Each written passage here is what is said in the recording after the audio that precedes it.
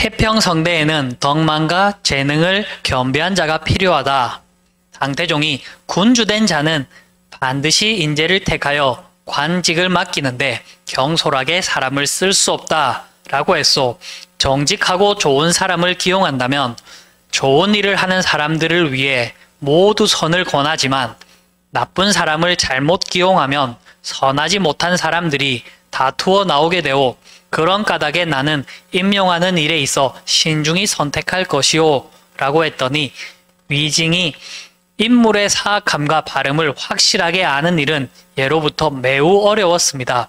그런 까닭에 관원의 실적을 살펴보고 그들의 강등과 승진을 결정했으며 그들의 실제 언행이 좋은지 나쁜지를 보고 결정하려고 했습니다. 현재 인재를 선발하려면 그들의 품행을 엄격히 살펴야 합니다. 그들의 품행이 매우 훌륭하다면 기용해야 합니다. 천하가 혼란할 때는 오직 그들이 지니고 있는 재능만을 요구할 뿐 그들의 덕행 여부는 돌아보지 않습니다. 그렇지만 태평성대한 시대에는 재능과 덕행을 모두 갖춘 사람만이 기용될 수 있습니다. 라고 이야기를 했습니다. 자, 여기서 또 당태종은 계속 어떻게 관리 임명에 있어서 계속 좋은 사람을 쓰기 위해서 끊임없이 노력하고 있다라는 이야기를 하고 있습니다.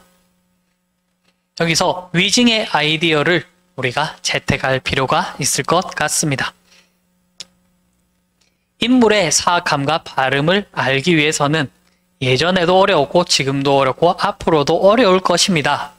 그래서 항상 우리가 보고 관찰하고 그 다음에 실적을 살펴보면서 강등과 승진을 결정했습니다. 라고 이야기를 하고 있습니다. 결국 계속 보고 관찰하고 그것을 끊임없이 확인한 뒤에 우리가 그에 마땅한 상응의 결과를 주어야 합니다.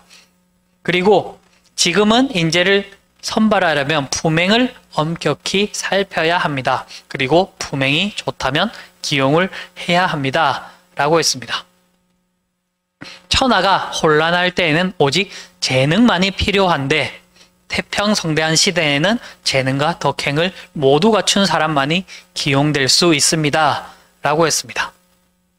여기서 또 현 시대를 어떻게 보는지에 따라서 채용의 결과값이 달라질 수 있다. 이런 이야기도 해볼 수 있을 것 같습니다. 지금 인플레이션이 심해지고 그 다음에 생산이 떨어지는 스태그플레이션이라는 상황이 발생했을 때에는 오로지 재능만을 채용하는 것이 타당하다라고 말할 수도 있을 것 같습니다. 왜냐하면 지금은 삶이 팍팍해졌기 때문에 그래서 그것을 돌파하는 재능이 가장 중요하다라고 여기게 되는 것입니다.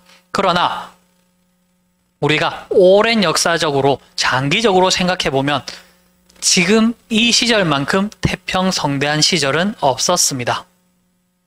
예전에는 배고픔을 누리는 비율이 현저히 높았지만 그것이 점점 지금은 많이 줄어든 상태입니다.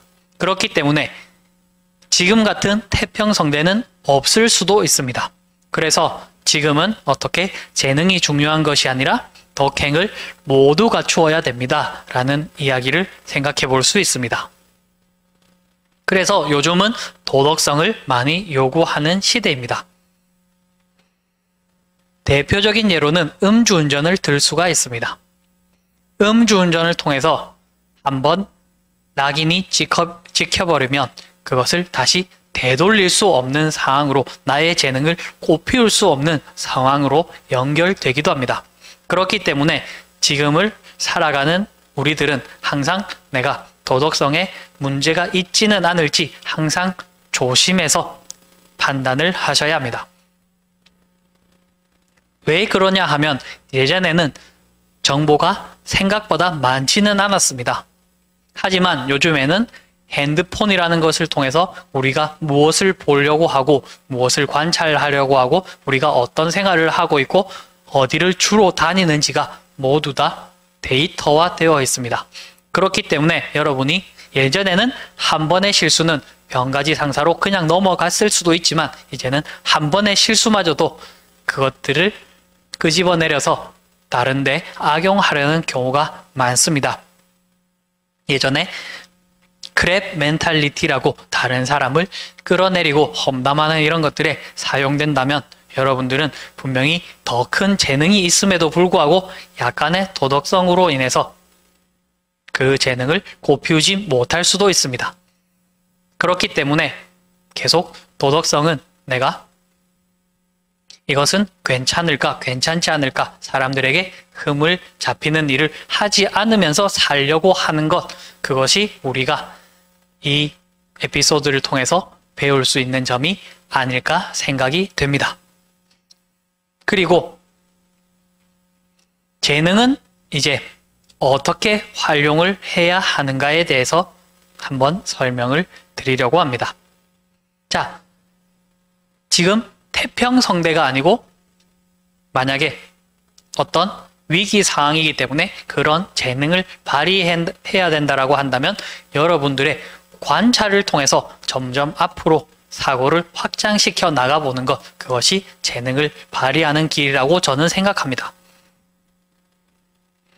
예를 들어서 저는 내년에 어떤 일이 일어날까를 생각하면서 관찰을 하고 있습니다. 올해 같은 경우에 11월 달까지 모기가 기승을 부렸습니다. 그래서 어떻게?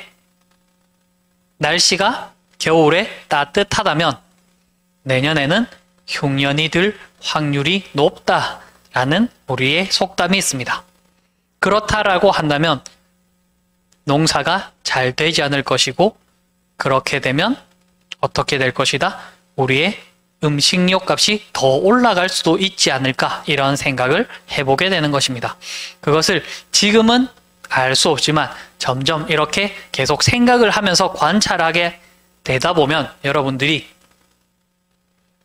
세상을 미루어서 짐작해서 미리 준비하는 것이 여러분들의 재능이라고 생각합니다.